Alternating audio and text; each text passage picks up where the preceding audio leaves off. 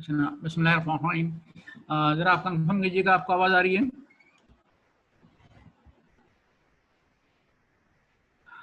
अस्सलाम वालेकुम। ठीक है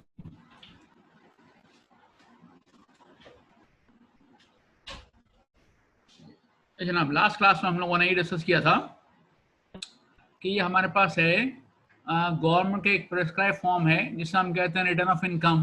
ओके, अच्छा, ये जो रिटर्न ऑफ इनकम है गवर्नमेंट का प्रेस्क्राइब फॉर्म, ये किस किस केस में फाइल करना लाजमी है? तो थोड़ा सा रिवीजन कर लेते हैं। एक तो केस आपके पास है कि जनाब कंपनी, कि हर कंपनी ये रिटर्न फाइल करेगी, ये मैंडेटरी है। और अगर कोई एनपीओ है, अप्रूव्ड नॉन प्रॉफिट ऑर्गेनाइजेशन या वेलफेयर इंस्टीट्यूशन, ये भी रिटर्न फाइल करेगा।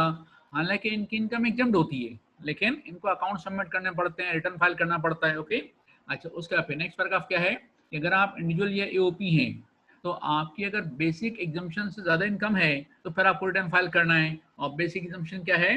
सैलरीड क्लास में ये है 6 lakh rupees for the year, और नॉन सैलरीड क्लास में कितनी है? 4 लाख रुपीज है। तो इससे ज्यादा इनकम होगी तो फिर आप रिटर्न फाइल करेंगे।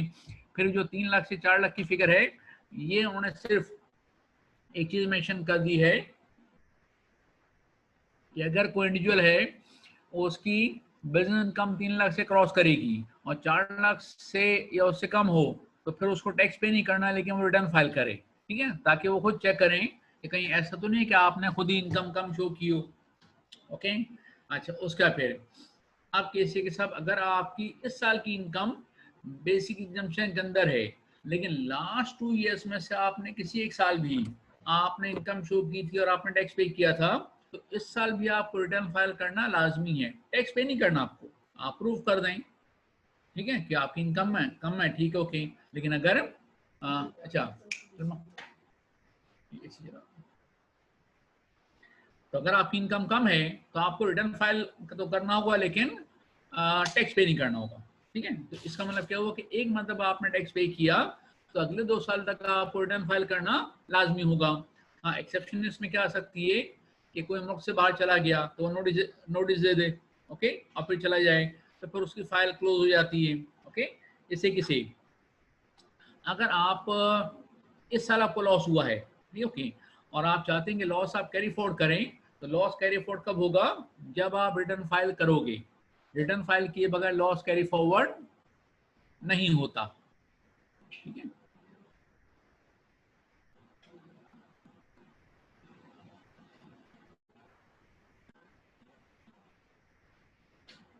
अच्छा, स्लाइड नहीं आ रही, जस्ट मिनट, मैं जरा देख लेता हूं।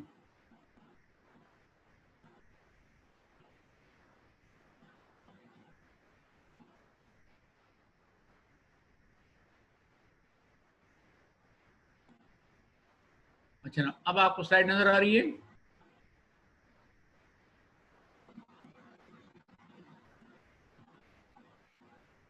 अब आपको स्लाइड नजर आ रही है? ओके, ठीक है जनाब। शेयरिंग के साथ कुछ मसला हुआ था। ठीक है, वेल देखिए, तो हम बात करते कि अगर आप लॉस क्लेम करें तो लॉस का क्लेम उसी वक्त एक्सेप्टेबल होगा जब आप रिटर्न फाइल करें, उसके बगैर लॉस का क्लेम एक्सेप्टेबल नहीं होता। अच्छा, अब अगर आप इंडिविजुअल की बात कर लें हम, और पैरा बी की बात कर लो, तो पैरा बी में क्या होगा कि अगर आपकी जॉब है और 6 लाख की लिमिट है पूरे साल की, इट मीन्स के मंथली बेसिस पर अगर आपकी सैलरी जो है 50,000 या उससे कम है तो फिर आपको रिटर्न फाइल नहीं करना। इसे किसे, नॉन सैलरीड केस में लिमिट कितनी है? 4 लाख रुपीज पूरे साल की, 12 से डिवाइड करोगे फिगर बनेगी 33,333। इट मीन्स अगर किसी की इनकम 35,000 से भी कम है तो उसका तो घर का खर्चा नहीं चलना। ठीक है, तो ऐसे गरीब के पास अगर लैंड क्रूजर हो 0 मीटर, ठीक है, घर में 2 मर्सिडीज हों, ठीक है, 2000 का इसका बेंगलो है, ठीक है, तो फिर सवाल क्या हुआ कि वाकई में गरीब हुआ वो। तो अब इसमें 2 केस होते हैं कि एक जेन्युइन केस है, एक गलत इनकम है, एग्जाम इनकम है, या जायदाद का पैसा मिल गया, उसकी अपनी इनकम कोई नहीं है। ठीक है, तो वो भी केस होते हैं हमारे यहाँ। लेकिन ऐसे भी अच्छे खासे केसेस हैं कि लोगों की इनकम होती है लेकिन वो टैक्स पे नहीं कर होते। तो उस तरह के केसेस को पकड़ने के लिए क्या किया उन्होंने, तमाम केसेस में कह दिया कि अब अगर आपके पास कोई प्रॉपर्टी है गांव में, छोड़ दो, ठीक है ना, गांव में तो अगर आपकी कोठी है तो भी कोई मसला नहीं है। शहरी इलाकों में या रीडिंग एरिया में अगर आपकी प्रॉपर्टी है कितनी 500 स्क्वायर यार्ड या उससे ज्यादा की, या कोई फ्लैट है, तो फिर आपको रिटर्न फाइल करना लाजमी होगा। इसलिए कि वाकई में अगर किसी का 1000 गज का बेंगलो है और उसकी इनकम 35,000 पर मंथ भी नहीं है, तो उस बेंगलो के खर्चे नहीं बेयर कर सकता। जैसे कि देखिए, अगर किसी के पास टोयोटा कोरोला है, ठीक है, 1300 सीसी, और वो ये कह रहे हैं कि उसकी इनकम कोई नहीं है, या इनकम है तो 33,000 से भी कम है, तो फिर वो ये प्रूव करे कि गाड़ी के खर्चे कौन पे कर रहा है। ठीक है, ओके। अच्छा, अब हमने क्या बताया था आखिर में आपको कि ई से लेके जो एच तक पैराग्राफ्स हैं वो इन लोगों पर एप्लीकेबल नहीं होते। तो अगर कोई नॉन रेजिडेंट पर्सन है उसको महज प्रॉपर्टी के बेस पर या कार के बेस पर उसको रिटर्न फाइल नहीं करना। हाँ, अगर उसकी कोई पाकिस्तान सोर्स इनकम है तो पैरा बी एप्लीकेबल है। पिछले 2 सालों में उसकी इनकम टैक्सेबल 30 साल नहीं है तो पैरा सी एप्लीकेबल होगा। उसने पाकिस्तान को बिजनेस किया, लॉस कैरी फॉरवर्ड करना चाहता है, पैरा डी एप्लीकेबल होगा। लेकिन अगर para A B C D applicable नहीं है तो फिर ई से लेके एच तक भी एप्लीकेबल नहीं होंगे। किस केस में? इन केसेस में। अच्छा, इसी किसी कोई विडो है, क्या विडो जॉब कर सकती है? बिल्कुल कर सकती है। बिजनेस कर सकती है? बिल्कुल कर सकती है। तो अगर उसकी इनकम 4 लाख से ज्यादा है तो पैरा बी एप्लीकेबल है। लेकिन अगर उसकी इनकम टैक्सेबल नहीं है तो महज प्रॉपर्टी होने की बेसिस पर या व्हीकल होने की बेसिस पर उसको रिटर्न फाइल नहीं करना। ठीक है। अच्छा, अब एक बड़ा इंटरेस्टिंग किसी ने किया कि डिसेबल पर्सन कौन होता है। एनआईसी पे लिखा हुआ हो माजूर, तो फिर आप डिसेबल्ड होंगे और ये आप एक्सेप्शन क्लेम कर सकते हैं। तो अगर किसी ने क्वेश्चन किया सर अगर एक बंदा माजूर नहीं है, बाद में उसका एक्सीडेंट हो जाए, हाथ पांव टूट जाए, तो माजूर तो हो गया ना। अब क्या करे वो? ठीक है, अगर वो इस कैटेगरी में आना चाहता है तो वे काम करे कि एप्लीकेशन नादरा को और अपना शनाख्ती कार्ड दोबारा बनवाए, उसमें लिखवा ले माजूर। ठीक है ना।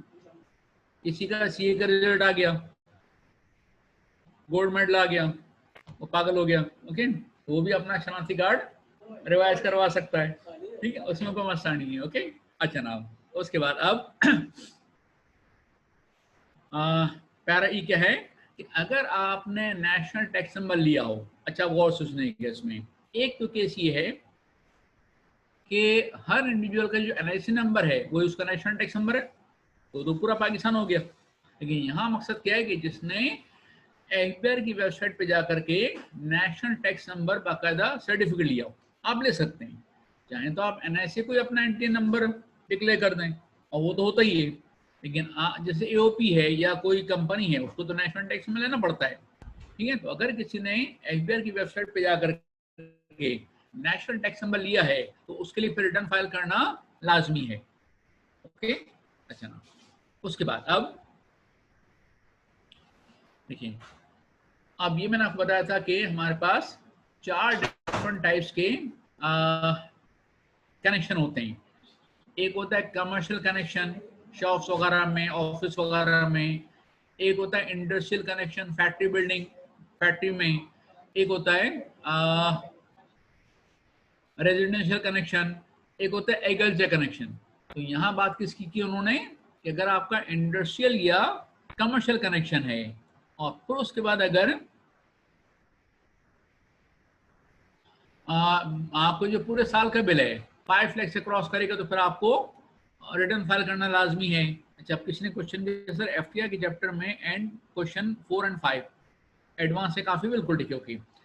जो 4 और 5 है, खासकर 5 वो आपको करने की जरूरत नहीं है, इसलिए कि वो सीए फाइनल के क्वेश्चन है। हम कोशिश करेंगे कि नेक्स्ट वीक में जो आपके अपने क्वेश्चन आईसीएमए के वो आपको अगर सॉल्व करके दे सकें तो अच्छी बात है। ओके। अच्छा ना, उसके बाद अब नेक्स्ट पैराग्राफ क्या है? अच्छा, ये आपके लिए ठीक है ना, रेजिडेंट पर्सन। तो ये पैरा के नॉन रेजिडेंट पर्सन पर एप्लीकेबल वैसे भी नहीं है। अच्छा, who is registered with any chamber of commerce and industry. अब आप सुने जरा, chamber of commerce and industry से कौन कौन रजिस्टर्ड होता है वो अलग डिस्कशन है, लेकिन एक्सपोर्ट और इंपोर्ट अगर आप करना चाहते हैं तो आपको इंपोर्ट लाइसेंस या एक्सपोर्ट लाइसेंस कब मिलेगा? जब आप चैम्बर ऑफ कॉमर्स से रजिस्टर्ड होंगे। इसका मतलब वो जितने भी पाकिस्तान में एक्सपोर्टर्स हैं, जितने भी क्या कहते हैं उसका इम्पोर्टर्स हैं, उन सबको रिटर्न फाइल करना लाजमी है। ठीक है।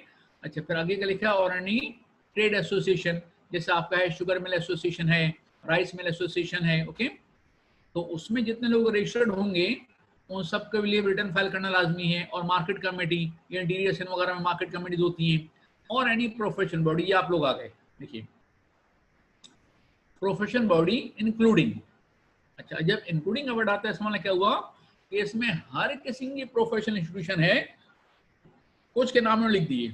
जैसे नाम क्या लिखा उन्होंने, जो लोग रजिस्टर्ड होंगे पाकिस्तान इंजीनियरिंग काउंसिल, तो इससे कौन लोग रजिस्टर्ड होते हैं? इंजीनियर्स। तो जितने पाकिस्तान में इंजीनियर्स हैं उन सब के लाजमी को रिटर्न फाइल करें। गौर से सुनिएगा, अगर कोई इंजीनियर जॉब कर रहा है और उसकी सैलरी 6 लाख रुपए साल से ज्यादा है, तो उसको तो पैरा बी एप्लीकेबल है, पैरा के की जरूरत नहीं है। तो पैरा के एप्लीकेबल कहाँ होगा?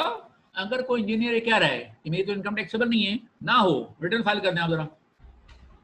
ठीक है। अच्छा, फिर क्या है? PMDC, Pakistan medical and dental council, या Pakistan mental and dental council, जो भी है। तो जितने भी डॉक्टर्स हैं वो सब इससे रजिस्टर्ड होते हैं।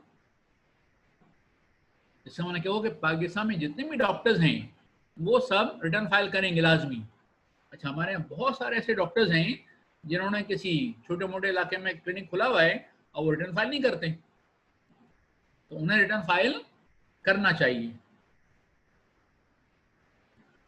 अच्छा, अब ये पीएमडी की बात पढ़े, कौन है? Bar council. अच्छा, बार किसे कहते हैं बताओ? बार काउंसिल में कौन रजिस्टर्ड होता है? बोलना पड़ेगा, बार किसे कहते हैं?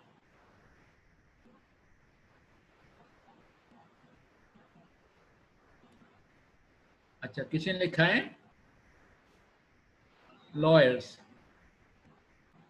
एक ने लिखा लायर्स, ओके, एडवोकेट्स। तो सुना जरा, बार कहते हैं बेसिकली पीने पिलाने की जगह को, ठीक है, बार टेंडर होता है ना, ओके। तो ये एडवोकेट्स हैं, तो जितने पाकिस्तान में एडवोकेट्स हैं उन सब के लिए रिटर्न फाइल करना लाजमी है। तो उसके बाद आई कैब, और अब कौन आ गया? आप। तो सुने, आई कैब और आईसीएमएपी, इससे रजिस्टर्ड होना। तो किसी ने कहा सर ये जो है ये तो उनके लिए है जो मेंबर्स बने, सीए क्वालिफाई करके आईसी में क्वालिफाई करने का मेंबर बनते हैं, लेकिन यहाँ मेंबर का वर्ड इस्तेमाल हुआ, ये पर्सन का है, ठीक है ना। और रेजिडेंट पर्सन रजिस्टर्ड विद आईसीएमएपी, तो क्या आप लोग इसमें आ गए? यस, क्योंकि आप लोग क्या रेजिडेंट हैं? यस। पर्सन हैं? यस, यानी कि इंसान के बच्चे हैं, ओके। और आईसीएमए से क्या आप रजिस्टर्ड हैं? बिल्कुल है। तो इसका मतलब क्या हुआ कि आपको भी रिटर्न फाइल करना लाजमी है। अब अगर आप ये कि हमारी तो इनकम ही कोई नहीं है, तो पैरा के तो अप्लीकेबल ही उस वक्त होता है जब आपकी इनकम टैक्सेबल ना हो। इनकम टैक्सेबल है तो पैरा बी है, अगर इनकम टैक्सेबल है तब तो पैरा बी है, फिर पैरा के की क्या जरूरत है? ठीक है ना। कुछ नहीं, अगर आप रिटर्न फाइल करें तो आपकी इनकम कुछ नहीं है, आपने रिटर्न फाइल कर दें, ओके। तो फिर वो आपसे पूछेंगे कि बताइए आईसीएमई की फीस कौन पे कर रहा है? ठीक है, आप कहेंगे जनाब अब्बा जी पे कर रहे हैं, तो वो अब्बा जी की इनकम चेक करेंगे कि अब्बा, आपके अब्बा जी के कितने बच्चे हैं, कहाँ कहाँ पढ़े हैं और फीस कितनी है। तो पता चला कि आप लोग समझ रहे थे कि आप लोग 5 भाई बहन हैं। अच्छा, कमिश्नर ने नादरा के रिकॉर्ड से चेक किया तो पता चला आपके अब्बा जी ने 2 शादियां और की हुई हैं, 17 भाई बहन और भी हैं, टोटल होगा 22। ठीक है, तो अल्टीमेटली कौन फंसेगा? अब्बा जी, क्योंकि तो अब्बा जी को पहचानने के लोग क्या करते हैं? रिटर्न फाइल नहीं करते, लेकिन लीगली स्पीकिंग आपको रिटर्न फाइल करना चाहिए। अच्छा, हम एक और चीज पढ़ेंगे कि रिटर्न फाइल करने के साथ साथ आपको वेल्थ स्टेटमेंट भी फाइल करना पड़ता है। उसमें आपके पास आते हैं एसेट्स एंड लायबिलिटीज। देखो, रिटर्न ऑफ इनकम में आएगा इनकम और एक्सपेंसेस। अच्छा, बैलेंस शीट जब बनाते हैं उसमें बिजनेस के एसेट्स आ जाते हैं, तो जो वेल्थ स्टेटमेंट होता है उसमें आते हैं personal assets and personal liabilities. तो चले, अगर मैं आपसे कहूँ आप रिटर्न फाइल करें, इनकम के कॉलम में आप लिख देंगे निल, एसेट्स, लायबिलिटीज, तो आपके एसेट्स क्या क्या हैं बताइए?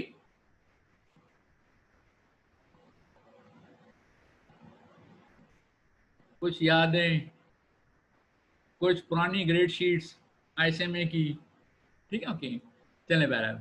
तो अब बात है कि साहब लॉ ये कहता है कि आपको रिटर्न फाइल करना चाहिए, लेकिन हुआ ये है कि इतनी सारी चीजें लिख दी हैं कि एम्पायर को खुद भी पता है ये प्रैक्टिकली पॉसिबल नहीं होगा, वो इन सारी चीजों को फुलफिल नहीं करेगा, लेकिन लॉ तो लॉ है, तो लॉ के मुताबिक तो आपको रिटर्न फाइल करना पड़ेगा, क्योंकि अच्छा उसके बाद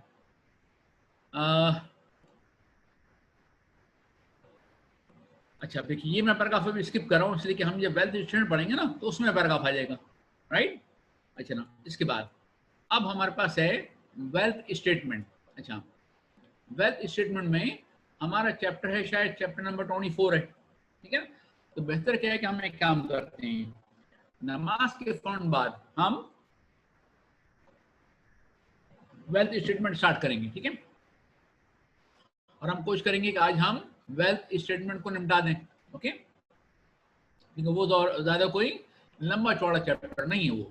अच्छा, और उसके बाद फिर अच्छा, अब चूंकि नमाज में टाइम है तो हम एक काम करते हैं, एक आध पैराग्राफ आगे का डिस्कस कर लेते हैं, ठीक, और उसके बाद फिर नमाज के ब्रेक के बाद इंशाल्लाह चैप्टर नंबर 24 स्टार्ट करेंगे, राइट। देखिए, अब एक और चीज है कि आप फाइलिंग कैसे करेंगे। अच्छा, आजकल तो होती है इलेक्ट्रॉनिक फाइलिंग, यानी आप वेबसाइट पे जाइए, वहां आप अपना एनटी नंबर उनके सिस्टम में जाके फीड करेंगे तो आपकी एक फाइल आपके सामने आ जाएगी, वहीं पर आप रिटर्न ऑफ इनकम डाउनलोड करें, उसको फिल करें, वो साथ में डॉक्यूमेंट साथ में लगा दें और वहीं पर सबमिट कर दें।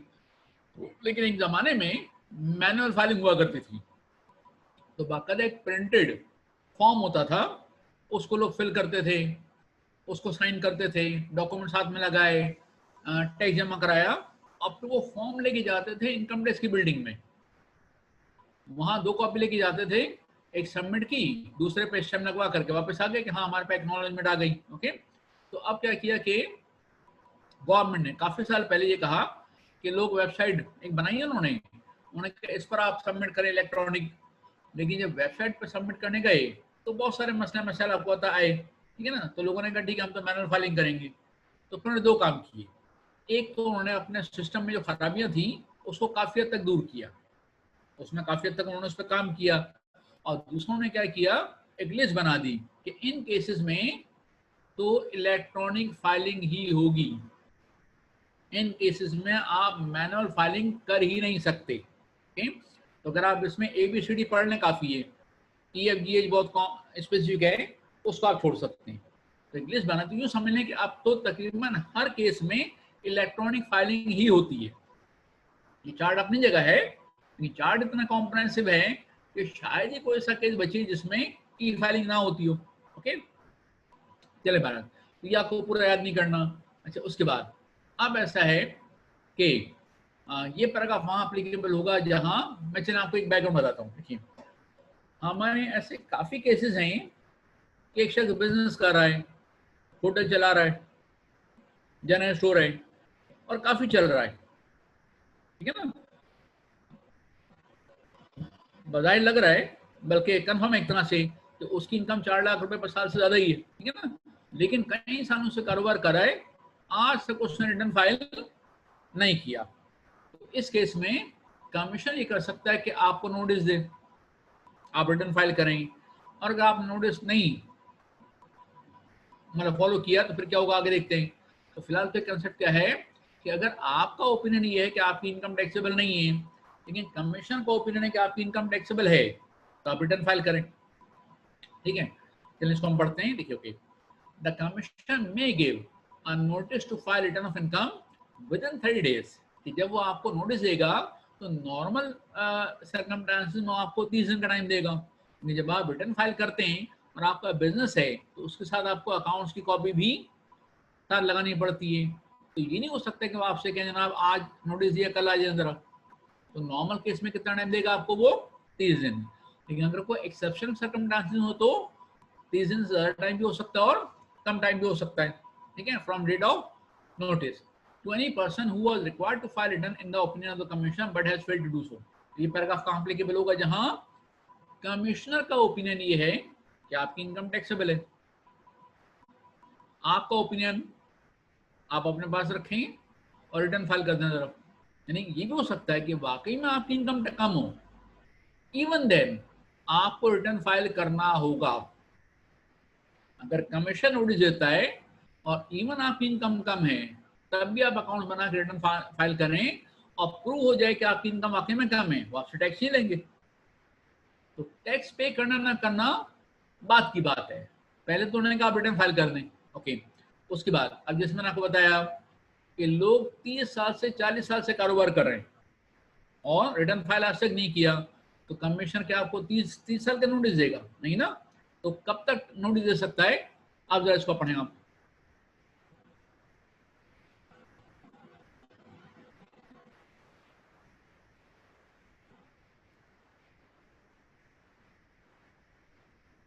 लेना पिछले 5 सालों में आपने एक दफा भी रिटर्न जमा नहीं कराया और मैं कमिश्नर हूं, तो मैं आपको नोटिस दे सकता हूं कि पिछले 10 साल के आप जरा अकाउंट सबमिट करें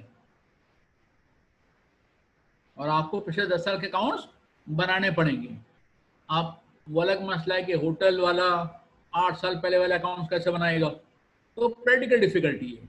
लॉ ये कहता है कि कमीशन आपको पिछले 10 साल के नोटिस दे सकता है, लेकिन अगर आपने पिछले 5 सालों में एक दफा भी रिटर्न जमा करा दिया तो मजीद 4 साल के नोटिस आपको दे सकता हूँ। फिर मैं 6 साल 7 साल की बात नहीं करूंगा, 10 साल की बात नहीं करूंगा, ओके। अच्छा चलिए मैं आपको मिसाल देता हूँ। देखिए अगर आप पिछले 50 साल से कारोबार करें, लास्ट ईयर आपने फर्स्ट टाइम रिटर्न जमा कराया, तो मैं काम कर सकता हूँ कि लास्ट ईयर रिटर्न तो आ गया ना, तो इससे पिछले 4 साल में आपसे और कह सकता हूँ रिटर्न जमा कराएं आप जरा। लेकिन अगर आपने लास्ट ईयर भी रिटर्न जमा नहीं कराया, पिछले 5 सालों में एक दफा भी नहीं कराया, तो मैं फिर पिछले 10 सालों के अकाउंट्स आपसे मांग सकता हूँ, ओके। अच्छा ना, उसके बाद अब देखिए, अब आपका अकाउंटिंग ईयर इनकम टैक्स में 12 मंथ्स होता है, सेल्स टैक्स में एवरी मंथ होता है। सेल्स टैक्स में आप हर महीने कैलकुलेशन करके रिटर्न जमा कराते हैं, लेकिन इनकम टैक्स में आप हर साल रिटर्न जमा कराते हैं। तो अब मिसाल के तौर पर आपका ईयर है जुलाई से लेकर जून तक, हम मिसाल के तौर पर, तो अभी अक्टूबर चल रहा है, नवंबर चल रहा है, तो कमीशन क्या कह सकते हैं ना अभी 4 महीने का अकाउंट बनाओ जमा करा दो? नहीं ना, 12 महीने मुकम्मल होंगे। लेकिन कुछ स्पेशल केसेस में वो आपसे कह सकते हैं 4 महीने के अकाउंट जमा करा देना। वैसे तो 12 महीने के अकाउंट बनते हैं, लेकिन वो आपसे कह सकते हैं कि 4 महीने 3 महीने के अकाउंट बना के आप सबमिट कर दें। अच्छा केसेस आसान है, पढ़ लेते हैं इसको हम। देखिए, commissioner may give notice to any person और हिज रिप्रेजेंटेटिव। रिप्रेजेंटेटिव कब आएगा? जब ओरिजिनल बंदे की डेथ हो जाए, तो उसका जो भी लीगल रिप्रेजेंटेटिव है उसको नोटिस दिया जा सकता है। वो क्या लिखा था? Commissioner may give notice to any person और his representative to file return of income for a period less than 12 months. किस केस में? Where the person has died. तो मिसाल के तौर पर मिस्टर ए बिजनेस करें, ओके, जून ईयर एंड उनका हुआ, उसका तो उन्होंने सितंबर के महीने में रिटर्न जमा करा दिया, टैक्स पे कर दिया। अब नया साल उनका स्टार्ट हुआ कब से? 1 जुलाई से। एंड कब होना था? 30 जून। लेकिन मिसाल के तौर पर 31 अक्टूबर, 4 महीने के बाद उन्होंने दोस्तों को पार्टी रखी, उसमें कुछ ज़्यादा पी ली और वो शहीद हो गए। ठीक है, 4 महीने का उनकी डेथ हो गई। तो अब उनके बेटे को नोटिस मिल सकता है कि अब आप ईयर एंड का वेट ना करें, अब्बा जी के 4 महीने के अकाउंट बना के सबमिट कर दो, आप बिजनेस करोगे बाद में तो वो आप अलग से अकाउंट जमा करा देना। ठीक है, तो हैज डाइड, फिर क्या लिखा आगे? Become bankrupt, liquidation. कोई बैंक बैंकरप्ट हो जाए, कोई कंपनी लिक्विडेशन में चली जाए, तो नोटिस मिल सकता है आपको कि काम करें फर्स्ट ईयर ऑफ अकाउंट से लेकर के और first day of the year से लेकर के और डेट ऑफ बैंकरप्सी तक जरा अकाउंट बना के सबमिट कर दें। अच्छा, और आखिर में क्या? और is about to leave Pakistan permanently. ये केस क्या सुना? अगर कोई मशहूर पॉलिटिशियन है वो इलाज कराने जा रहा है लंदन हाई कोर्ट के हुक्म पर। अब कमिश्नर को पता है वापस आने वाला नहीं है, तो उसको नोटिस दे सकता है कि जाने से पहले जरा टैक्स पे करके जाओ, रिटर्न फाइल करके जाओ, आप वापस नहीं आओगे मुझे पता है। ओके, अच्छा इसे किसे, अगर किसी का कनाडा का वीजा आ गया और वो अपनी पूरी फैमिली शिफ्ट कर रहा है, तब तो वापस नहीं आएगा वो, तो उसको क्या करना पड़ेगा, लेस देन 12 मंथ्स का नोटिस दे सकता है वो कि आप जा रहे हैं। तो जरा जब आप कह सकते हैं कमिश्नर को कैसे पता चलेगा, तो बादी के साथ उसके पास पूरी रिसर्च टीम होती है और वो उसके इंस्पेक्टर्स होते हैं, ठीक है, तो वो पता कर सकते हैं, नहीं पता करे आपकी मर्जी, मतलब उसकी किस्मत है। अच्छा ना, उसके बाद चलें अब हम एक काम करते हैं कि ये बस लास्ट पैराग्राफ है, उसका फिर हम नमाज का ब्रेक कर लेंगे, ठीक है। केस ये कि साहब आप का बिजनेस डिसकंटिन्यू हो गया, एक कंपनी उसने अपना बिजनेस बंद कर दिया। तो आपको पता है जो बड़ी बड़ी कंपनी होती है ना, अगर ये अपना बिजनेस बंद कर दें, मैन्युफैक्चरिंग फैसिलिटी बंद कर दें, तो सबसे पहले तो मीडिया पे खबर आती है। ओके, तो उन्होंने क्या किया कि आप भी ये करेंगे कि जैसे बिजनेस डिसकंटिन्यू करें 15 डेज के अंदर अंदर रिटर्न ऑफ इनकम जमा करा देना। जैसे बिजनेस डिसकंटिन्यू हो 15 डेज के अंदर अंदर क्या करें आप, रिटर्न ऑफ इनकम जमा करा दें। अच्छा एक मसला पता है क्या आया, वो ये कि 15 डेज के अंदर जब आपको रिटर्न जमा कराना है, तो रिटर्न के साथ अकाउंट्स की कॉपी भी जमा होती है, रिटर्न के साथ साथ अकाउंट्स की कॉपी भी। तो 15 डेज के अंदर अकाउंट्स कैसे बनेंगे, मुश्किल है।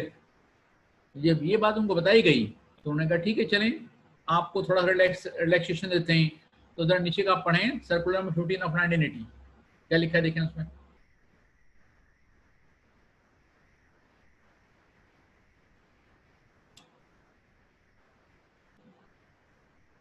मैंने कहा ठीक है चलें, एक काम करें कि आप नोटिस दे दें 15 डेज के अंदर, रिटर्न आप बाद में जमा करा दीजिएगा। आप नोटिस दे दें और रिटर्न आप क्या करेंगे, बाद में जमा करा देंगे, ठीक है। अच्छा अब उसके बाद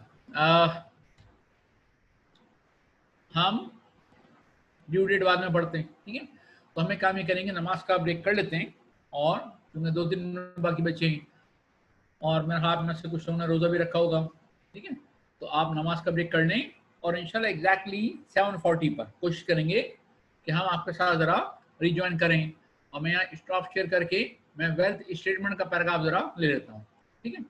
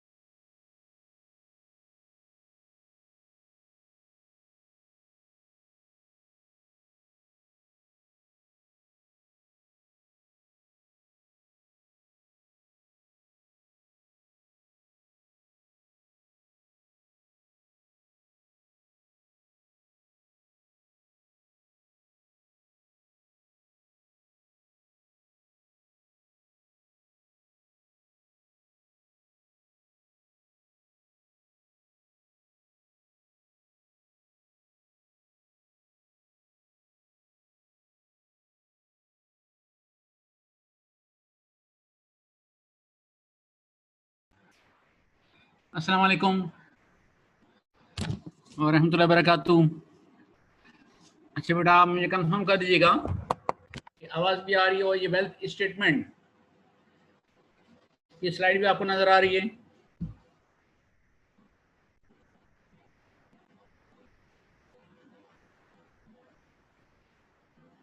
ठीक है जी, चलें स्टार्ट करते हैं। देखिए ओके होता ये है कि रिटर्न ऑफ इनकम में तो आपकी आएगी इनकम की फिगर। अच्छा, बिजनेस करें तो बिजनेस के एक्सपेंसेस आएंगे। अच्छा, और जब आप बैलेंस शीट बनाएंगे उसमें बिजनेस के एसेट्स होंगे और बिजनेस की लायबिलिटीज होंगी। अच्छा, लेकिन अगर कोई इंडिविजुअल है तो आपको मालूम है कि अकाउंट्स में बिजनेस एसेट्स अलग, पर्सनल एसेट्स अलग, बिजनेस की लायबिलिटीज अलग और पर्सनल लायबिलिटीज अलग। तो उन्होंने क्या काम करें, आपने बैलेंस शीट तो बना के दे दी, उसमें बिजनेस के एसेट्स बिजनेस की लायबिलिटीज आ गई। जरा एक काम करें, वेल्थ स्टेटमेंट बनाएं और उसमें आएंगे personal assets and personal liabilities. ठीक है। अच्छा, अब इनकम टैक्स वालों को आपके पर्सनल एसेट से क्या लेना देना है? तो बात ये है कि अगर आपने को प्रॉपर्टी परचेज की है और तो उनके पास ये पावर है कि वो आपसे पता कर सकें, इवन आपकी पर्सनल प्रॉपर्टी है, कि पैसा आपके पास आया कहाँ से। अगर वो ब्लैक मनी है तो ये टैक्स फ्रॉड होगा, कंसीलमेंट ऑफ इनकम होगी, और ना सिर्फ आपको टैक्स पे करना पड़ेगा बल्कि आपको उसकी अच्छी खासी पेनल्टी भी पे करनी पड़ेगी। तो पर्सनल एसेट्स की वेरिफिकेशन भी वो लोग करते हैं 9 बजे तक। तो पर्सनल एसेट्स की वेरिफिकेशन भी वो लोग करते हैं। तो उसके लिए उन्होंने क्या किया, आप जरा वेल्थ स्टेटमेंट फाइल करें। अब हम देखते हैं कि वेल्थ स्टेटमेंट किसको फाइल करना लाजमी है। तो जनाब, वेल्थ स्टेटमेंट एंड रिकंसिलिएशन, ये रिकंसिलिएशन क्या होता है हम आपको बताते हैं। Shall be filed by a resident individual. ठीक है ना। तो ये जो वेल्थ स्टेटमेंट है ये कंपनी को या एओपी को फाइल नहीं करना, इसलिए कि वो तो उनके पर्सनल एसेट्स कुछ नहीं होते ना, उनके तो पर्सनल एसेट्स नहीं होते हैं। तो ये फाइल किसको करना है, इंडिविजुअल को, और वो भी अगर रेजिडेंट है तो। इसलिए कि अगर कोई नॉन रेजिडेंट है तो उसको अपना सिर्फ रिटर्न फाइल करना है अगर उसकी इनकम पाकिस्तान में टैक्सेबल है तो। ओके, लेकिन उसको वेल्थ स्टेटमेंट फाइल नहीं करना। ठीक है, ओके। अच्छा, ये हर वो शख्स जिसको रिटर्न ऑफ इनकम फाइल करना है वो साथ में वेल्थ स्टेटमेंट भी फाइल करेगा। अच्छा, वेल्थ स्टेटमेंट में पर्टिकुलर्स कौन कौन से आएंगे तो सुना जरा। इसमें आपके पास आएंगे total assets and liabilities of the person, spouse, minor child or other dependents. तो अगर आप मिस्टर ए हैं तो आपके नाम पे जितना एसेट्स हैं, मिसेज ए, बाबा ए, बेबी ए, ठीक है, उन सब के ऊपर। अच्छा, आप सुने, चाइल्ड में और डिपेंडेंट में क्या फर्क होता है? माइनर चाइल्ड में और डिपेंडेंट में सुने जरा। क्या आप माइनर चाइल्ड हैं? बिल्कुल भी नहीं है। 18 ईयर्स के तो आप बहुत साल पहले हो चुके हैं। ओके। अच्छा, डिपेंडेंट किसे कहते हैं? आपको तो कहते हैं इसलिए कि आप माइनर चाइल्ड नहीं है, लेकिन क्या आपकी अपनी सोर्स ऑफ इनकम है? नहीं है, तो आप डिपेंडेंट हुए अपने अब्बू जी के ऊपर। ओके। तो उन तमाम एसेट्स, अच्छा इसको आप लिख लें कि ये हैं पर्सनल एसेट्स लायबिलिटीज, इसलिए कि बैलेंस जो बिजनेस के एसेट्स हैं वो तो बैलेंस शीट में आ गए, जो बिजनेस की लायबिलिटीज तो बैलेंस शीट में आ गई। इसमें आपका असाएंगे एसेट्स एंड लायबिलिटीज। ओके। उसके बाद फिर, और ये किस डेट की? बैलेंस शीट डेट की, जो भी आपका ईयर एंड उस डेट की एसेट लायबिलिटीज आएंगी। अच्छा, सेकंड पॉइंट पढ़ लें।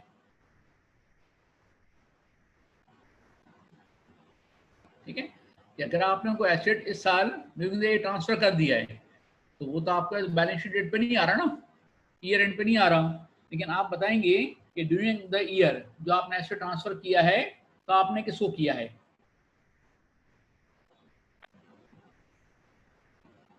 आपने किसको ट्रांसफर किया है? ठीक है, ओके। अच्छा, इसके बाद आप तीसरा पढ़ें, total expenditure incurred by the person, his spouse, minor child or other dependents and details of such expenditure. अच्छा, यहाँ पर भी ये पर्सनल एक्सपेंसेस हैं, इसलिए कि बिजनेस के एक्सपेंस तो पीएन अकाउंट में आ गए, बिजनेस के एक्सपेंस तो किस में आ गए? पीएन अकाउंट में आ गए। ओके।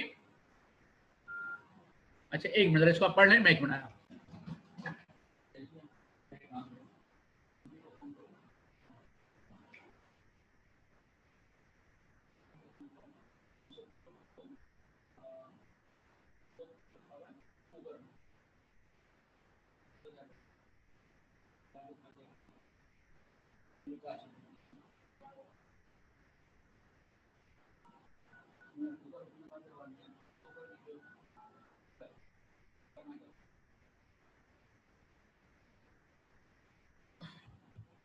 अच्छा, अब देखिए इस पैराग्राफ का एक मसला है। मसला क्या है कि चूंकि ये पर्सनल एक्सपेंसेस हैं तो भाई बिजनेस के एक्सपेंसेस का रिकॉर्ड रखा जाता है।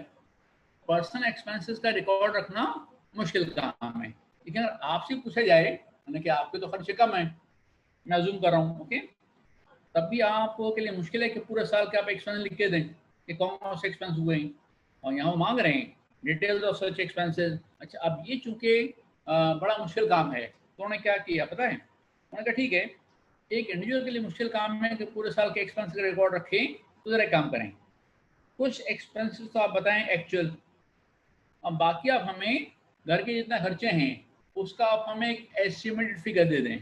तो एक्चुअल एक्सपेंस जो आपको बताने हैं सबसे पहले कौन सा है, वो है बच्चों की स्कूल फीस, कितने बच्चे हैं, किस किस स्कूल में पढ़ते हैं, और उनकी एनुअल फीस कितनी है, उसकी तो बिल आप कैसे होंगे ना। तो सुनो, हमारे ऐसे बहुत सारे केसेस हैं कि अगर एक है मिस्टर ए, उसके 4 बच्चे, चारों पढ़ते हैं कराची ग्रामर में, ठीक है, तो आपको पता है ना कराची ग्रामर की फीस कितनी है, एक एक बच्चे की पूरे साल की 9-9, 10-10 लाख रुपए फीस है, ठीक है, और पता चला कि 28 लाख रुपए तो बच्चों की फीस है, और इनकम उसने शो किया 7 लाख रुपए, तो टैक्स डिपार्टमेंट उससे पूछ सकता है कि बताइए फिर ये बच्चों की स्कूल फीस कौन पेमेंट कर रहा है, अब बताइए। तो वो कह सकता है कि भाई मोहल्ले वाले सपोर्ट कर रहे हैं ताकि गरीब का बच्चा कराची ग्रामर पढ़ ले। तो हमारे ऐसे काफी केसेस हैं कि बच्चों की स्कूल फीस ज्यादा है और इनकम कम शो कर रहे हैं, ठीक है। ये वेल्थ स्टेटमेंट इससे तो मांगे जाता है ताकि वो देख सकें आपके खर्चे कितने हैं और आपने इनकम कितनी शो की है, और खर्चे ज्यादा हैं तो बताइए कौन पूरा कर रहा है। अच्छा, फिर दूसरा खर्चा क्या है, इलेक्ट्रिक बिल 12 महीने के। तो आपको पता है कि घर में 4-5 एसी लगे हुए हैं और चल रहे हैं तो बिल तो ज्यादा आता है, ठीक है, तो पता चला बिल अच्छा खासा है और ठीक है इनकम कम है। अच्छा, बाकी फिर उन्होंने क्या किया, क्या काम करें आप उन्हें जरा एस्टिमेटेड एक्सपेंडिचर बता दें। अच्छा, अब जब आप एस्टिमेट एक्सपेंडिचर बताएंगे तो क्या इसकी वेरिफिकेशन हो सकती है, दाल चावल आटा, ठीक है ना, एस्टिमेट फिगर, क्या इसकी वेरिफिकेशन हो सकती है, नहीं हो सकती। लेकिन इसमें भी सुने मतलब पता क्या आता है, अगर कोई इनकम कम शो करेगा, अगर कोई इनकम कम शो करेगा तो अपने घर के एस्टिमेट खर्चे भी कम बताएगा। तो पता चला कि आपने पूरे साल का खर्चा बताया 6 लाख रुपए, 50 महीना, और रहते हैं आप हैं डिफेंस में, 2000 का इसका बंगलो है, घर में 15 नौकर हैं, तो नौकरों की सैलरी ही ज्यादा है, ओके।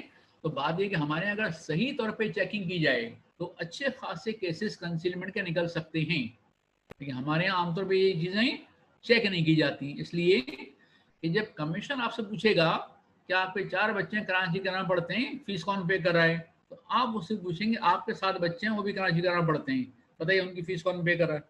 वो आपसे पूछेंगे कि आप 2000 गज के बंगलो में रहते हैं, घर में 15 नौकर हैं, इनके खर्चे कौन पे कर रहा है, आपकी तो इनकम बहुत कम है, तो आप भी उससे पूछ सकते हैं कि सर 2 घर छोड़ के आप भी रहते हैं, ठीक।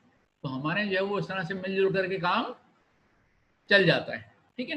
लेकिन ये आपका ऐसे है पर्टिकुलर जो आपको सबमिट करने के इसमें वेल्थ स्टेटमेंट में, आगे चलते हैं, ठीक है ना। अब अगर कोई मेंबर है ईओपी का और उसकी अपनी कोई इनकम नहीं है तो वो तो रिटर्न फाइल नहीं करता ना, वो तो उसकी अपनी अगर कोई इनकम है तो रिटर्न फाइल करेगा। तो ईओपी के जितने मेंबर्स हैं, जितने इंडिविजुअल मेंबर्स हैं, उन सब के वेल्थ स्टेटमेंट फाइल होंगे along with AOP return of income. तो एओपी जब अपना रिटर्न ऑफ इनकम फाइल करेगी तो मिसाल को उसके 7 पार्टनर्स हैं तो सातों पार्टनर्स का वेल्थ स्टेटमेंट भी फाइल होगा साथ में, ओके, जो इंडिविजुअल मेंबर्स हैं और रेजिडेंट हैं, ओके। उसके बाद फिर ये पढ़ना जरा, अगर किसी की इनकम सिर्फ एफटीआर की है, जैसे एक बंदा है रिटायर्ड हो गया और उसके बाद सिर्फ डिविडेंड कम आ रही है और कोई इनकम नहीं है, तो वो क्या करता है, रिटर्न ऑफ इनकम फाइल नहीं करता, लेकिन उसके साथ स्टेटमेंट ऑफ एफटीआर है, एक अलग से फॉर्म है, वो जमा करा देता है। तो उसके साथ भी वेल्थ स्टेटमेंट फाइल होगा, उसके साथ भी वेल्थ स्टेटमेंट फाइल किया जाएगा। ओके, उसके बाद फिर ये आसान है, वेल्थ स्टेटमेंट फाइल करते वक्त कोई मिस्टेक हो जाए तो क्या आप रिटर्न रिवाइज कर सकते हैं? यस। कब तक? जब तक अमेंडमेंट ऑफ एन असेसमेंट का नोटिस ना मिले। अमेंडमेंट ऑफ एन असेसमेंट क्या होता है, ये हम रिटर्न ऑफ इनकम वाले चैप्टर में, चैप्टर 20 में डिस्कस करेंगे, यहाँ भी इसको हम डिस्कस नहीं कर सकते। ओके, उसके बाद अब ये जो पैराग्राफ है सुने जरा, देखिए कई सालों से ये मसला चल रहा है कि आपके ऑफशोर एसेट्स, ठीक है ना, बाहर एसेट्स हैं और अच्छे खासे एसेट्स हैं, तो बात ये के साथ जो रेजिडेंट पर्सन है उन्हें अपने वर्ल्ड ओवर एसेट डिस्क्लोज करने चाहिए। तो ना, अगर आप रेजिडेंट हैं तो आपको अपनी इनकम भी तो वर्ल्ड ओवर डिस्क्लोज करनी है ना, ठीक है। टैक्स पे करना करंट टीटी है, वो बात की बात है, बिल्कुल से लॉ ये कहता है। देखिए ओके, हुआ क्या सुने गौर से, ये जो सारा पैराग्राफ, इसमें भी बेसिक अंडरस्टैंडिंग ये थी कि चूंकि आप रेजिडेंट हैं तो आपके पर्सनल एसेट्स कौन से, वर्ल्ड ओवर, लेकिन चूंकि बाहर के एसेट्स लोग डिस्क्लोज नहीं करते, तो उन्हें क्या किया, उन्हें बाकायदा अलग से सेक्शन बना दिया कि अब अगर आपका बाहर एसेट्स हैं तो आप उसके एक अलग से जरा फॉर्म जमा करा दें। आप बाहर आपके एसेट्स हैं, बाहर आपकी इनकम है, तो उसकी लिमिट उन्होंने रखी कि इतने एसेट्स हैं, इतनी इनकम है। तो सुना जरा, इसको पढ़ते हैं हम, एवरी इंडिविजुअल रेजिडेंट है, ये नॉन रेजिडेंट के लिए नहीं है, हैविंग फॉरेन इनकम ऑफ $10,000 पूरे साल की। तो अगर आपकी बाहर कोई इनकम है और $10,000 है तो आपको ये फॉर्म जमा कराना होगा। टैक्स पे करने को नहीं कह रहे हैं वो, क्योंकि देखिए ना, आपकी फॉरेन इनकम ना आप डिस्क्लोज करें, और उसके बाद जो है वो अगर आप कह रहे हैं टैक्स ड्यूटी है, आप शॉर्ट टर्म रेजिडेंट हैं, आप रिटर्निंग एक्सपेट्रिएट हैं, तो ठीक है आप टैक्स पे ना करें, लेकिन डिस्क्लोज तो करें ना। और having foreign assets with a value of $1 lakh, ये $1 लाख जो अगर हम 160 से उसको मल्टीप्लाई करें तो तकरीबन 1.5 करोड़, 1.25 करोड़ पाकिस्तानी रुपीस के एसेट्स आपके पास बाहर हैं। तो आप जरा ये फॉर्म जमा कराएंगे और वो फिर चेक करेंगे कि पैसा आपके पास कहाँ से आया। देखिए मसला मैंने पता क्या है, ये जो हम सुनते रहते हैं ना, ऑफशोर एसेट और ऑफशोर एसेट्स, ओके, और फना सियासतदान के इतने बाहर एसेट्स हैं और इतने बाहर बैंक अकाउंट हैं, तो बात ये कि साहब बाहर एसेट्स रखना कोई जुर्म नहीं है, इलीगल नहीं है, लेकिन बात ये अच्छा एक मिनट, आप किसी ने कहा सर बिजनेस, मैं बिजनेस इंडिविजुअल हूँ और मेरी इनकम एक्रूवल बेसिस है, ठीक है, तो आपने एसेट्स कैसे रिकंसाइल करूँगा, क्योंकि मेरे बैंक बैलेंस उतने नहीं होंगे जितने के, ओके इतना। तो अब ये रिकंसिलिएशन हम पढ़ेंगे ना, रिकंसिलिएशन तो हमें पढ़ना है कि हम अपना बैंक कैसे रिकंसाइल करेंगे, एसेट्स कैसे रिकंसाइल करेंगे, ये भी हम आपके साथ शेयर करते हैं। ओके, अच्छा दूसरा किसने, सर स्क्रीन हैंग हो गई आपकी, तो स्क्रीन हैंग हो गई है, तो जरा दोबारा मुझे कंफर्म करें कि ये आपको नंबर 1 पॉइंट नजर आ रहा है क्या, तो फिर मुझे जरा कंफर्म कर दें आप, ठीक है, ओके फाइन, देखिए ओके। देखिए मैं बात कर रहा था कि अगर आपके या किसी के भी बाहर एसेट्स हैं, तो ऑफशोर एसेट या फॉरेन कंट्री में जो एसेट्स होते हैं वो इलीगल नहीं है, ना कोई जुर्म है। मसला पता क्या है कि उन लोगों को डिस्क्लोज करना चाहिए था, उन्होंने डिस्क्लोज नहीं किया। और दूसरा बड़ा मसला क्या था, वो बाहर जो एसेट्स हैं वो पैसा कहाँ से आया, देखो ना, अगर किसी के पास यहाँ ऑफिशियल पैसा हो, वो ऑफिशियल तरीके से बैंकिंग चैनल से बाहर भेजे और एसेट बाहर रख ले, कोई जुर्म नहीं है, कोई गैर कानून नहीं है। लेकिन आपको तो हमारे यहाँ बाहर एसेट ज्यादातर किस केस में होते हैं, करप्शन का पैसा, ठीक है, रिश्वत का पैसा, गैर कानूनी तरीके से पैसा हासिल किया हुआ, और फिर जब वो बाहर भेजते हैं तो ऐसा पैसा ऑफिशियल चैनल से बाहर नहीं जाता ना, कैसे आता है, हवाला, हुंडी, या किसी को आपने एक ब्रीफकेस दे दिया, उसमें $5 लाख हैं, वो लेके बाहर जाए, 20 दफा बाहर जाए, वापस आए, एक दफा पकड़ी जाए, फिर छूट जाए, ओके। तो बात ये के साथ जिसने पकड़ा वो मारा जाए। तो हमारे पाकिस्तान में चीजें होती हैं। अब हुआ पता है क्या आजकल, अब गवर्नमेंट, पाकिस्तानी गवर्नमेंट भी और फॉरेन कंट्रीज भी काफी एक्टिव हो गई हैं। अब उन्होंने यानी कि पाकिस्तानी गवर्नमेंट के ये एग्रीमेंट्स होने शुरू हुए हैं अब कि यूएई की जो गवर्नमेंट है वो पाकिस्तानी गवर्नमेंट को इंफॉर्मेशन प्रोवाइड करेगी कि वो कौन कौन से पाकिस्तानी हैं जिनके एसेट्स यूएई में। यूके गवर्नमेंट से एग्रीमेंट हो चुका है कि वो उन तमाम पाकिस्तानियों का जिक्र करेगी जिनके एसेट यूके में हैं, ठीक है ना। तो अगर गवर्नमेंट चाहे तो बहुत आसानी से पकड़ सकती है, लेकिन आपको पता है कि हमारे यहाँ बहुत सारे लोग गवर्नमेंट के भी तो इन्वॉल्व हैं, इसलिए अब तक उस पर अमल नहीं हो सका, अब तक उस पर अमल नहीं हो सका, ठीक है ना। हाँ, सिर्फ क्या होता है एक दो केस पकड़े गए, वो भी हाई कोर्ट ने बेल कर दी, बाहर चले गए वो, ठीक है। तो हमारे यहाँ ऐसे बहुत सारे केसेस हैं, ठीक है। चले बहरहाल, अब वो जो फॉरेन आपकी इनकम है और फॉरेन एसेट्स हैं उसमें आप पर्टिकुलर्स क्या सबमिट करेंगे, ये आसान है, पढ़ने इसको जरा आप।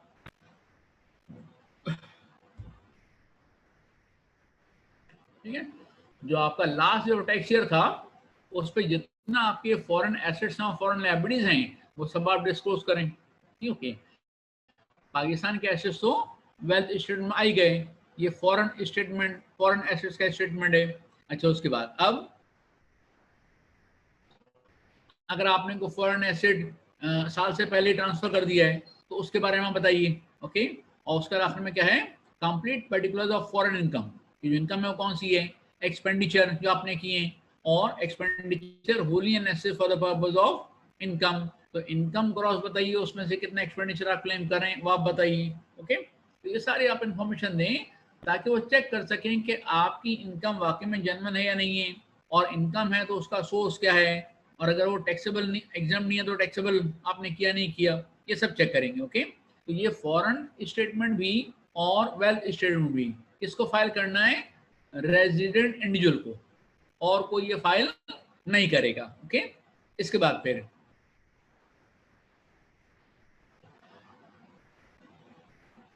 देखिए, अब अगर गवर्नमेंट को पता चल जाए कि आपके पास कोई फॉरेन एसेट है, फॉरेन इनकम है, और आपने ये स्टेटमेंट फाइल नहीं किया है, तो कमिश्नर आपको नोटिस दे सकता है, पढ़ लें जरा उसको आप, ठीक है। अच्छा नाम,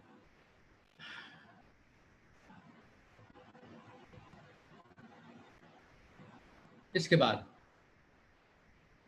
अब देखिए एक और चीज है, अगर कमिश्नर का ये ओपिनियन है या उसको कहीं से बाहर से इंफॉर्मेशन मिल गई कि आपके पास फॉरेन एसेट्स हैं और आप डिस्क्लोज नहीं कर रहे हैं और आप बाहर जा रहे हैं, ठीक है ना। अच्छा, बाहर के एसेट्स हम फ्रीज नहीं कर सकते ना, तो गवर्नमेंट ने कहा चलें काम करें, लोकल एसेट्स तो फ्रीज कर दो ना, तो लोकल एसेट्स आपके फ्रीज हो जाएंगे, ठीक है। कैसे, इसको हम पढ़ते हैं, देखिए, where the commissioner has reason to believe that a person likely to leave Pakistan, chances हैं कि आप बाहर चले जाएंगे, may be involved in offshore tax evasion, क्या आपके बाहर एसेट्स आप डिस्क्लोज नहीं कर रहे, बाहर आपकी इनकम है आप डिस्क्लोज नहीं कर रहे हैं, इससे हम कहते हैं ऑफशोर टैक्स इवेजन। अच्छा बेटा एक मिनट, हाँ,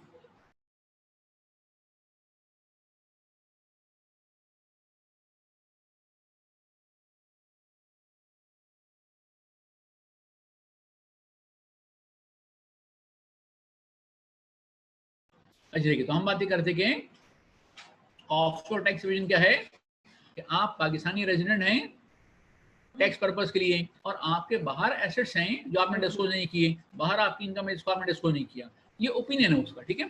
तो फिर क्या हो सकता है, द कमिश्नर में फ्रीज एनी डोमेस्टिक एसेट, बाहर के एसेट तो आप नहीं सीज कर सकते, लेकिन डोमेस्टिक एसेट सीज कर सकते हैं, owned or beneficially owned by that person for a period of 120 days, तो 120 दिन के लिए वो आपके एसेट्स फ्रीज कर लेंगे, और till the financial of the proceeding which ever is earlier, तो उन्हें फिर जो ऑर्डर है इसका कि बाकी में आप ऑफशोर टैक्स एसेट में इन्वॉल्व है नहीं है टैक्स इवेजन में, वो 120 दिन से पहले पहले ऑर्डर पास करना होगा, क्योंकि मैक्सिमम पीरियड कितना है 120 डेज का, विच एवर अर्लियर ना, ओके। इसके बाद अब देखिए, वेल्थ रिकंसिलिएशन, अच्छा, ऑप्शन जरा यहाँ सिर्फ एक इनिशियल डिस्कशन है, आगे पूरी उसकी तफसील है। ओके, अच्छा, इनिशियल डिस्कशन ये है कि भी हम एक वर्ड इस्तेमाल करते हैं नेट वेल्थ। नेट वेल्थ क्या होती है? Assets minus liabilities, assets minus liabilities. और फिलहाल हम ऑफशोर एसेट्स को इग्नोर करेंगे, हम सिर्फ पाकिस्तानी एसेट्स की बात कर लेते हैं ताकि बात समझ में आ सके। तो आपकी है net wealth, assets minus liabilities. अच्छा, अब लास्ट ईयर भी आपने वेल्थ स्टेटमेंट सबमिट किया था और आपकी नेट वेल्थ थी ₹700 मिलियन रुपीज। कितनी थी? 700 मिलियन रुपीज थी। ओके, इस साल आपने नेट वेल्थ शो की तो बनी 800 मिलियन रुपीज। तो अब आप उसको रिकंसाइल करेंगे कि ये 100 मिलियन कैसे इंक्रीज हुए। तो इंक्रीज का रीजन क्या है, कौन कौन से पॉइंट्स हो सकते हैं, आगे पूरी इसकी तफसील आएगी। डिक्रीज कैसे होती है, जैसे आपने जो इनकम शो की है उससे आपकी नेट वेल्थ इंक्रीज होगी। आपने ज़कात पे की, कुछ एक्सपेंसेस पे की, उसके हिसाब की नेट वेल्थ कम हुई, तो उसका एक रिकंसिलिएशन बनता है। और अगर रिकंसिलिएशन टैली हो गया तो अच्छी बात है, नहीं हुआ इसका मतलब क्या हुआ कि कंसीलमेंट है, आपने अपनी कुछ ब्लैक मनी इस्तेमाल की हुई है। तो अगर डिफरेंस टैली नहीं हो रहा है, रिकंसिलिएशन टैली नहीं हो रहा है, इट में जो भी डिफरेंस है वो कंसिडर किया जाएगा कंसीलमेंट ऑफ इनकम। ओके, अच्छा, अब हम इसकी तफसील से बात करेंगे कि ये रिकंसिलिएशन बनता कैसे। अच्छा, इससे पहले कि हम रिकंसिलिएशन की बात करें, अब हम देखते हैं कि हमारे पास एक है सेक्शन नंबर 111, ये है अनएक्सप्लेन इन्वेस्टमेंट के बारे में, और इसका ताल्लुक भी चूंकि वेल्थ स्टेटमेंट के साथ है तो हमने इसको यहाँ जिक्र किया है। देखिए केस क्या है। मिसाल के तौर पर अगर आपने किसी से लोन लिया और बुक्स में शो किया, ओके, और ये आप प्रूफ नहीं कर पा रहे कि लोन लिया किससे, ठीक है ना, तो डेफिनेटली ये आपका अपना पैसा है जो आप लोन दिखा रहे हैं, तो वो कंसीलमेंट ऑफ इनकम की डेफिनेशन में आ जाएगा। इसी किसी आपने कोई इन्वेस्टमेंट की, कोई प्रॉपर्टी परचेज की, और आप ये नहीं प्रूव कर पा रहे हैं कि वो पैसा कहाँ से आपका आया। आपकी एक्सप्लेनेशन, या तो आपके पास एक्सप्लेनेशन है ही नहीं, या एक्सप्लेनेशन है लेकिन वो कमीशन की नज़र में सेटिस्फैक्ट्री नहीं है, तो वो जो इन्वेस्टर आपने किए वो आपकी इनकम ट्रीट करते हुए उस पर टैक्स भी लगाएगा और उस पर पेनल्टी भी लग सकती है। ओके, तो अगर आपके पास प्रॉपर्टीज हैं और आपने जो है वो ये नहीं बता सके पैसा कहाँ से आया, आपका ऑफिशियल पैसा नहीं है, अनऑफिशियल पैसा है, तो ये टैक्स फ्रॉड की डेफिनेशन में आता है। और इस पर ना सिर्फ टैक्स लगेगा बल्कि उस पर पेनल्टी भी अच्छी खासी लग सकती है। ठीक है, अब देखिए मैं ओपनिंग पैरा का पढ़ता हूँ। The following shall be treated to be income of a person if he offers no explanation about the nature and source of the explanation, nature and source, or the explanation is not satisfactory, ठीक है, तो फिर वो आपकी concealment of income मजूम की जाएगी। इसी के से इसमें क्या है, कोई लोन वगैरह लिया है, कोई इन्वेस्टमेंट की है। दूसरा, आपने सी पढ़े जरा, देखिए, आपने कोई एसेट परचेज किया, कोई इन्वेस्टमेंट है, कोई वेरिएबल आर्टिकल है, और अगर बिजनेस एसेट्स था तो बैलेंस शीट में आना चाहिए था, पर्सनल एसेट्स है तो फिर वेल्थ स्टेटमेंट में आना चाहिए था, फॉरेन एसेट है तो फिर फॉरेन इनकम और एसेट में आना चाहिए था, कहीं भी नहीं आया। ठीक है ना, इसका मतलब क्या हुआ कि ये हो गया सीधा सीधा सा कंसीलमेंट। आपके 4 प्रॉपर्टीज हैं, आपने वेल्थ स्टेटमेंट में सिर्फ 3 डिस्क्लोज किए हैं, एक आपने डिस्क्लोज नहीं किए, और बाद में कमिश्नर के पास इंफॉर्मेशन आ गई ये प्रॉपर्टी भी आपके नाम पर है, तो फिर वो उसको कंसीलमेंट की डेफिनेशन में ले सकते हैं। ओके, अच्छा, उसके बाद फिर नेक्स्ट पॉइंट देखिएगा। अच्छा देखिए, अब अगर बिजनेस आप कर रहे हैं और पता चला कि जनाब प्रोडक्शन आपने ज़्यादा की है, शो कम कर रहे हैं, और इंफॉर्मेशन मिल जाए किसके किसको, कमिश्नर को, ठीक है। ओके, इसी किसी सेल आपने कम शो की है, 2 इनवाइस बना रहे हैं आप, एक से एक इनकम टैक्स डिपार्टमेंट के लिए और एक कस्टमर के लिए, और बाद में उसके पास ओरिजिनल इनवाइस हाथ लग जाए, तो ये भी आपके पास कंसीलमेंट ऑफ इनकम की डेफिनेशन में आ जाता है। दूसरा ये पड़ेगा, जरा देखिए, the commissioner finds the amount expanded on investment of variable article exceeds an amount recorded in the books or shown in the wealth statement। तो सुने, मिसाल के तौर पर आपने प्रॉपर्टी परचेज की है, और हमारे यहाँ कॉमन होता है ना कि प्रॉपर्टी परचेज करो 100 मिलियन की, सेल डीड बनाओ 20 लाख 20 मिलियन की, ये हमारे कॉमन होता है। तो यही आपने पढ़ा था ना कैपिटल गेन में कि अब एफबीआर ने वैल्यूएशन टेबल एरिया वाइज बनाए। तो अगर एफबीआर की वैल्यूएशन टेबल के हिसाब से उसकी वैल्यू बनती है 50 मिलियन, आपने शो किया 40 मिलियन, तो 10 मिलियन में आपकी इनकम ट्रीट कर सकते हैं, 10 मिलियन आपकी इनकम ट्रीट कर सकते हैं। ओके, इसके बाद अब एक्सपेंडिचर आपने किया, मैं के तौर पर आप वर्ल्ड टूर पे गए, जब आपसे पूछा कि कितना खर्चा हुआ, आपने कहा लाख रुपए खर्चा हुआ है। अभी वर्ल्ड टूर पे लाख रुपए खर्चा नहीं होता है, ठीक है ना। ओके, कमिश्नर कह सकता है मैं भी 3 दफा होके आया हूँ, मुझे पता है कितना खर्चा होता है। ओके, तो बहरहाल अब उसके बाद अच्छा ये पैराग्राफ जरा मैं देख लूँ क्या लिखा हुआ है।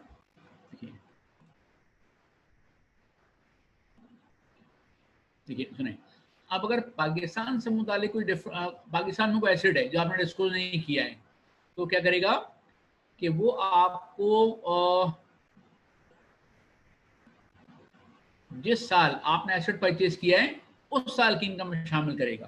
ओके, मिसाल के तौर पर आपने एसेट परचेज किया है 2018 में और पता चला उसको 2020 में, तो 2018 का वो असेसमेंट रिवाइज करेगा।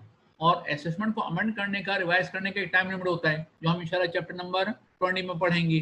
ओके, उसके बाद सुने, अगर फॉरेन बेस कोई एसेट है, कमीशन को 2020 में पता चलता है कि आपने, अच्छा एक चीज सुन लीजिएगा, ऊपर जो पैराग्राफ है ना बी, उसमें अमेंडमेंट की टाइम लिमिट है 5 साल। 5 साल के बाद, तो कि अगर किसी ने 12 साल पहले एसेट परचेज किया था पाकिस्तान में और आज से उसको डिस्क्लोज नहीं किया, तो अब कमिश्नर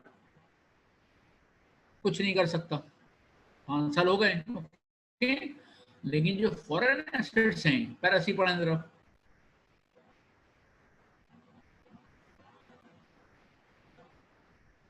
अच्छा तो उसने, अगर आपने फॉरेन एसेट बहुत पहले परचेज किया था, पता चला 2020 में, तो 2020 की इनकम ट्रीट करेगा वो।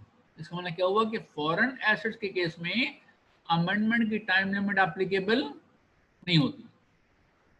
अगर पाकिस्तान में एसेट आपने 12 साल पहले परचेज किया है, तो यहाँ तो चूंकि एक्साइज एंड टैक्सेशन डिपार्टमेंट का रिकॉर्ड कमीशन को मिल सकता था ना, फॉरेन कंट्री से तो रिकॉर्ड इतनी आसानी से नहीं मिलता। तो उन्होंने कहा ठीक है, फॉरेन कंट्री में टाइम लिमिट कोई नहीं है, अगर आपने फॉरेन एसेट परचेज किया था 25 साल पहले, आज पता चलता है, तो आपको एक्सप्लेनेशन देनी पड़ेगी। एक्सप्लेनेशन प्रॉपर नहीं है तो वो 2020 की इनकम ट्रीट की जाएगी। ओके, अच्छा इसके बाद फिर आपने देखते हैं, अच्छा आप सुनेंगे और से, गवर्नमेंट ने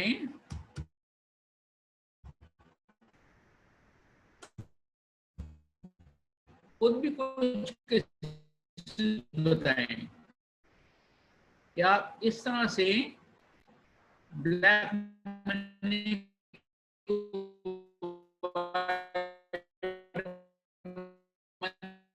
में कन्वर्ट कर सकते हैं, आप ब्लैक मनी को व्हाइट मनी में कन्वर्ट कर सकते हैं। कैसे? सबसे